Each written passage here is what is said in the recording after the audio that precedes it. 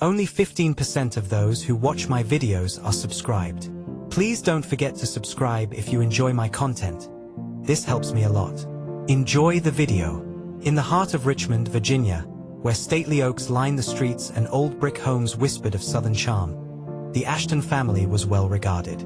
Their home, a weathered two-story house with a wide porch and a tire swing that had long been abandoned, stood as a symbol of their rooted presence in the community.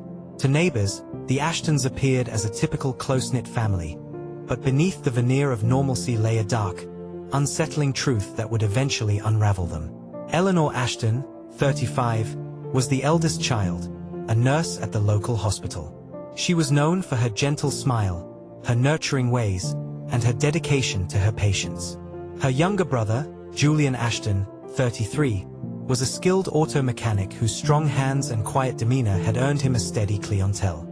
They were the picture of sibling support, always seen together at family gatherings, church events, and community functions. But what no one knew was that Eleanor and Julian shared a bond that went far beyond the bounds of familial love. It had all started innocently enough when they were teenagers, a time when they relied on each other for comfort and support. Their parents, strict and traditional, had enforced rigid boundaries, but the bond between Eleanor and Julian only grew stronger in the face of such constraints. They shared secrets, dreams, and fears, things they never told anyone else. Eleanor was Julian's protector, and Julian was Eleanor's confidant. They spent hours talking, their closeness deepening in ways that neither fully understood at the time. But as they entered adulthood, that closeness began to shift into something more complicated. It was during a summer evening after a family barbecue that the first line was crossed. They had been sitting on the porch, the air heavy with the scent of honeysuckle and the distant hum of cicadas. The conversation had turned to relationships, how difficult it was to find someone who truly understood them. Eleanor, in a moment of vulnerability, admitted that she felt more connected to Julian than anyone else in her life. Julian, emboldened by her words and perhaps by the few beers he had consumed, leaned in and kissed her. It was a brief, tentative kiss, one that they both immediately regretted, or at least told themselves they did. They pulled away, shocked at what had just happened, but neither could deny the spark that had ignited between them. They tried to laugh it off, to pretend it was nothing, but the line had been crossed, and there was no going back. What followed was a slow, torturous descent into forbidden territory. They would steal moments alone, away from the watchful eyes of their parents and the community. At first, it was just physical, a way to explore the unspoken connection they had always felt. But as time passed, their affair became more intense, more consuming. They were drawn to each other like moths to a flame, knowing full well that they were playing with fire. Eleanor was the first to feel the weight of their actions. She knew it was wrong, that their relationship was something that should never have been, but she couldn't stop the thrill of the forbidden. The secrecy and the intensity of their bond were intoxicating. Julian, too, was caught in the web they had spun. He loved Eleanor in a way that defied logic and reason, and the idea of losing her was unbearable. They developed a routine, meeting in secret whenever they could, late at night when the rest of the world was asleep, in the hidden corners of their childhood home, and even in Julian's small apartment on the other side of town.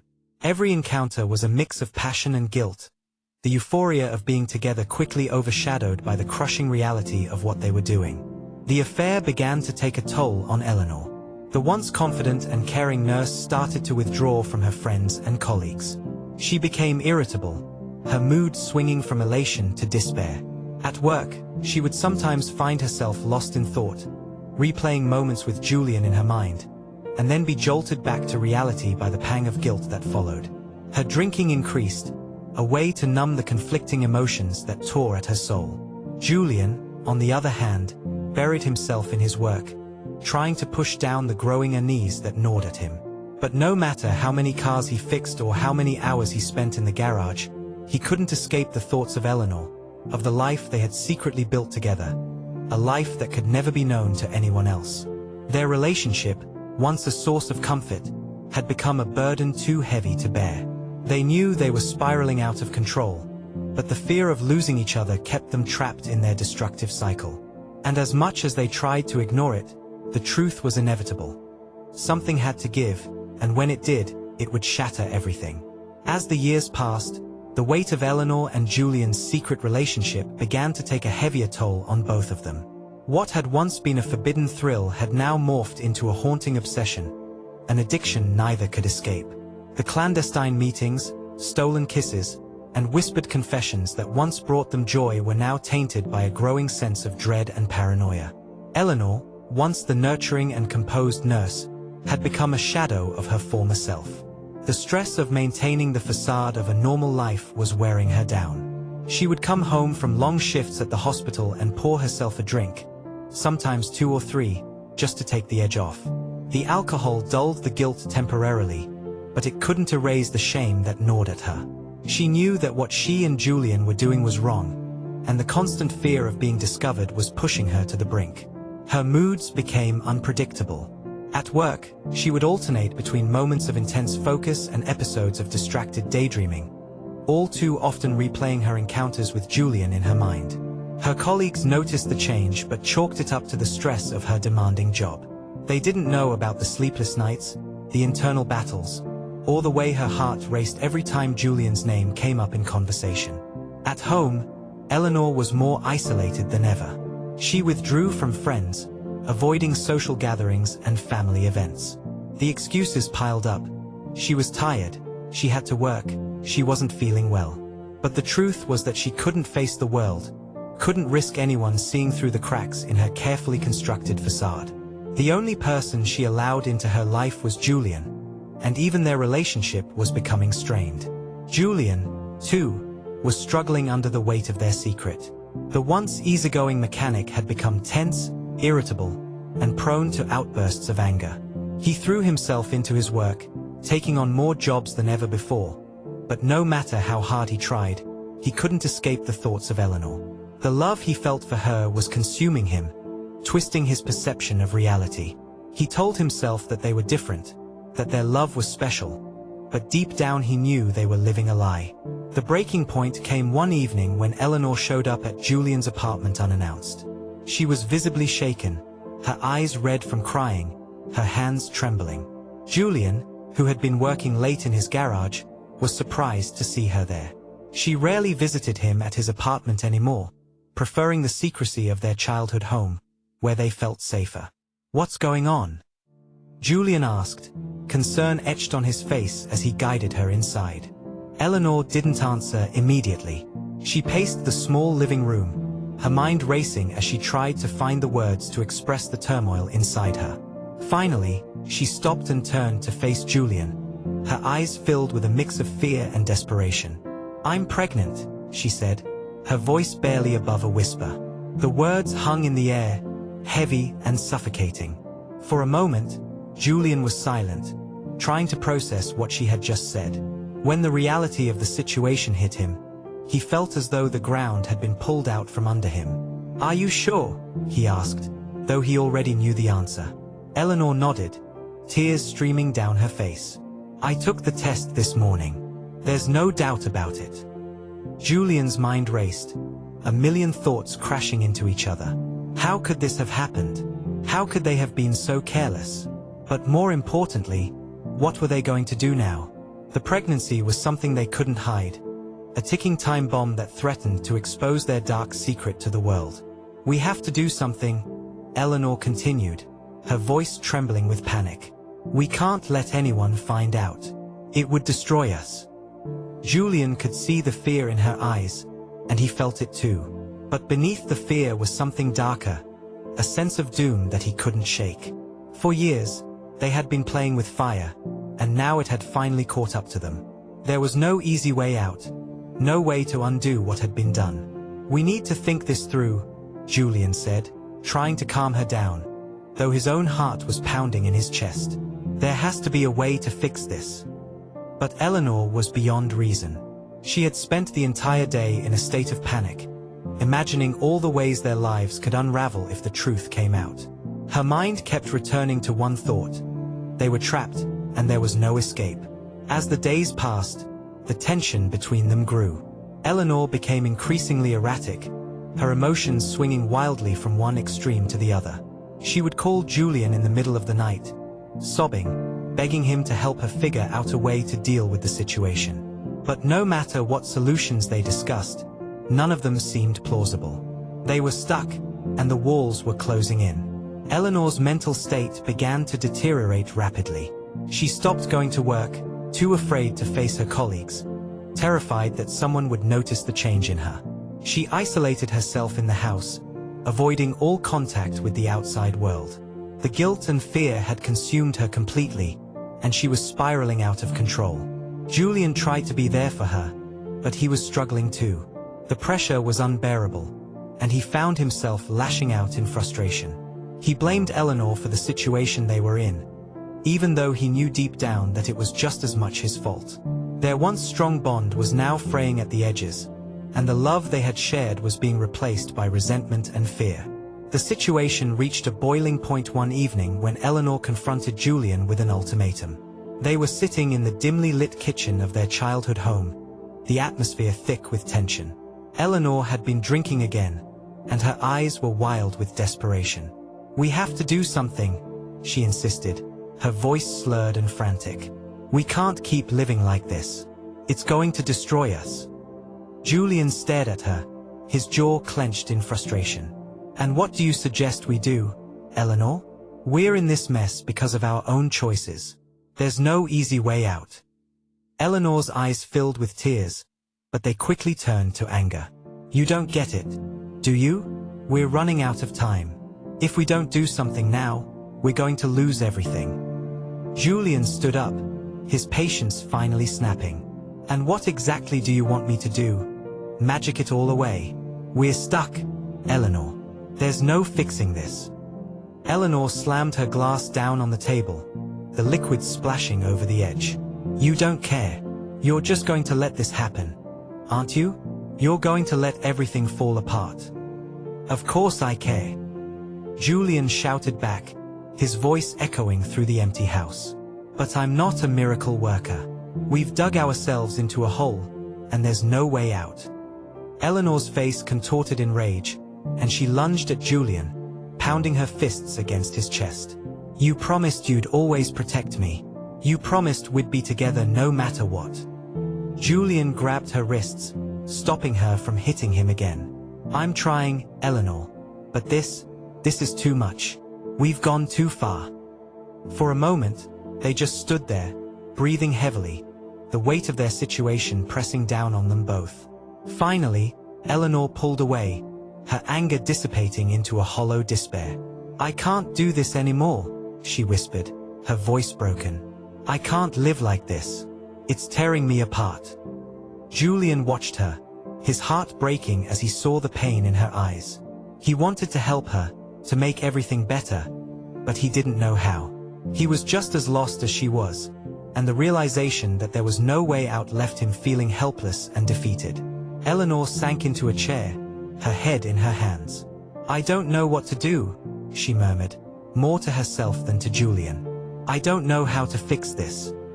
Julian didn't have an answer. The love that had once brought them so much joy had turned into a curse, and there was no escaping it. They were trapped in a nightmare of their own making, and no matter how hard they tried, they couldn't wake up. As the night wore on, Eleanor and Julian sat in silence, the weight of their predicament hanging heavy in the air. The bond that had once been their salvation was now their undoing, and they both knew it. But neither was willing to let go, even as the darkness closed in around them. Their love, once a secret that they had cherished, had become a burden too heavy to bear, and as the days passed, it became clear that something would have to give. They were on a collision course with disaster, and when it finally hit, it would destroy them both. The night that sealed Eleanor and Julian's fate was bitterly cold, the kind of cold that bites into your skin and settles deep in your bones. The wind howled through the barren trees outside the Ashton family home, a sound that mirrored the turmoil inside the house. Eleanor had been drinking again, trying to numb the overwhelming despair that had consumed her. Her mind was a chaotic swirl of fear, guilt, and the growing, knowing certainty that there was no way out of the situation they had created. Julian arrived at the house late that night after spending hours trying to escape his thoughts in the noisy confines of a bar. But no amount of alcohol could drown out the relentless voices in his head telling him that they were doomed. He knew he shouldn't go to Eleanor's that night. His emotions were too raw, his nerves too frayed. But he couldn't stay away. He had to see her, had to find some way to fix the unfixable. When Julian walked through the door, the house was eerily silent, save for the creaking of the floorboards under his feet. The memories of their childhood played in his mind like a broken record. Happy times, carefree moments that now felt like they belonged to another life. The weight of the past pressed down on him as he made his way to the kitchen, where he found Eleanor sitting at the table, a half-empty bottle of whiskey in front of her. She looked up when he entered, her eyes bloodshot and hollow. "You're late," she said, her voice slurred but laced with accusation. "I had to clear my head," Julian replied, though he knew it was a futile effort. Eleanor scoffed, taking another swig from the bottle. "What's there to clear? We're trapped, Julian. There's no getting out of this." Julian didn't respond. He walked over to the table and sat down across from her, the air between them thick with tension. He wanted to reach out to her, to comfort her, but he felt a chasm had opened between them, one that even their bond couldn't bridge. "We need to talk about what we're going to do," Julian said after a long silence, his voice barely above a whisper. Eleanor looked at him, her expression a mix of desperation and defeat. "Do what? What can we do?" "I'm pregnant, Julian. There's no hiding that. People are going to find out, and when they do..." Her voice trailed off, but the implication was clear. Julian swallowed hard, the gravity of the situation crashing down on him. "Maybe we should leave," he suggested, though even as he said it, he knew it was a weak plan. "We could go somewhere far away, start over where no one knows us." Eleanor shook her head, her eyes filling with tears. "And then what? Live our lives in hiding, constantly looking over our shoulders, waiting for the truth to catch up with us? That's no life, Julian. That's just prolonging the inevitable." The despair in her voice cut through Julian like a knife. He had always been the strong one, the one who held things together when everything else was falling apart. But now he felt powerless, unable to protect Eleanor from the dark reality they had created. "We could," Julian began, but he didn't know how to finish the sentence. The truth was, he didn't have any answers. They had crossed a line long ago, and now there was no turning back. Eleanor's tears began to fall freely, and she buried her face in her hands. "I can't do this anymore, Julian. I can't keep pretending that everything is going to be okay. It's not. We're trapped, and it's only a matter of time before everything falls apart." Julian felt a wave of helplessness wash over him. He reached out to take Eleanor's hand, but she pulled away, her body trembling with sobs. The sight of her so broken, so defeated, was more than he could bear. The woman he had loved, protected, and shared his darkest secrets with was slipping away from him, and there was nothing he could do to stop it. "I'm sorry," Julian whispered, though he wasn't sure what he was apologizing for getting them into this mess, for not being able to find a way out, for failing her when she needed him most. All he knew was that he was losing her, and the pain of that realization was unbearable. Eleanor looked up at him, her tear-streaked face filled with a sorrow that seemed to reach into her soul. "Maybe it would be better if we just ended it," she said, her voice barely audible. Julian felt a cold chill run down his spine. "What do you mean?" Eleanor didn't answer immediately.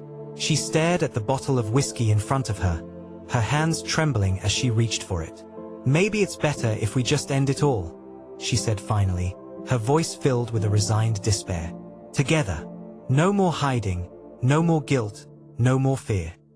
Julian's heart raced as he realized what she was suggesting. "Eleanor, no. We can't. We can't do that." "Why not?" she shot back, her voice rising in intensity. "What do we have left, Julian? What kind of life are we going to have if we keep going like this? We're living in a nightmare, and it's never going to end. I'm tired, Julian. I'm so tired." The desperation in her voice was palpable, and it terrified Julian. He had always been able to pull her back from the brink, to reassure her when things got too dark. But now he could see that she had crossed a line, one from which there was no return. "I can't lose you," Julian said, his voice breaking. "Please, Eleanor, don't do this." But Eleanor was beyond reason. She stood up abruptly, knocking over the chair in her haste. "We're already lost, Julian. Don't you see that? There's no coming back from this." In a sudden, impulsive move, Eleanor grabbed a kitchen knife from the counter. The glint of the blade in the dim light sent a jolt of fear through Julian, and he quickly got to his feet, his mind racing with panic. "Eleanor, put it down," he pleaded, his voice shaking. "Please, just put it down. We can figure this out." But Eleanor's eyes were wild, her mind a storm of emotions that had been building for years. "There's nothing to figure out," she screamed, her voice raw with anguish. "It's over, Julian. We've lost everything."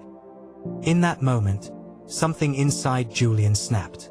The fear, the guilt, the hopelessness, they all converged into a single, blinding rage. He lunged at Eleanor, his only thought to stop her from doing something irreversible. But in the chaos, Eleanor swung the knife wildly, and the blade caught Julian's arm, slicing through his flesh. The pain jolted Julian back to reality, and for a split second, he saw the horror in Eleanor's eyes as she realized what she had done. But the rage had taken over, and before he could think, before he could stop himself, Julian grabbed the knife from her hand and, in a blind fury, stabbed her. The world seemed to slow down as the knife plunged into Eleanor's body, the look of shock and betrayal on her face freezing in Julian's mind.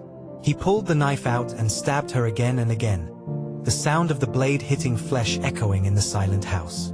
When it was over, Julian stood over Eleanor's lifeless body, the knife slipping from his blooded hand and clattering to the floor. The rage that had consumed him evaporated, leaving only a crushing, suffocating grief in its wake. He collapsed to his knees beside her, his hands trembling as he reached out to touch her face, now pale and lifeless. "I'm sorry," he whispered, and through his tears, his voice choked with sobs, "I'm so sorry." For hours, Julian sat there cradling Eleanor's body, his mind shattered by the reality of what he had done. The love that had once brought them so much happiness had ultimately destroyed them both. The house, once filled with the warmth of family memories, was now a tomb, the air thick with the scent of blood and death. When the first light of dawn crept through the windows, the police arrived, alerted by a concerned neighbor who had heard the commotion. They found Julian sitting in a pool of Eleanor's blood, his clothes soaked through, his eyes vacant and hollow. He offered no resistance as they arrested him, barely registering the words the officers spoke as they read him his rights. The world had faded into a distant, muted haze, and all that remained was the overwhelming grief and the cold, hard truth of what he had done. The trial that followed was a media sensation. The revelation of the incestuous affair between Eleanor and Julian Ashton shocked the community, and the gruesome details of Eleanor's murder sent shivers through those who heard it.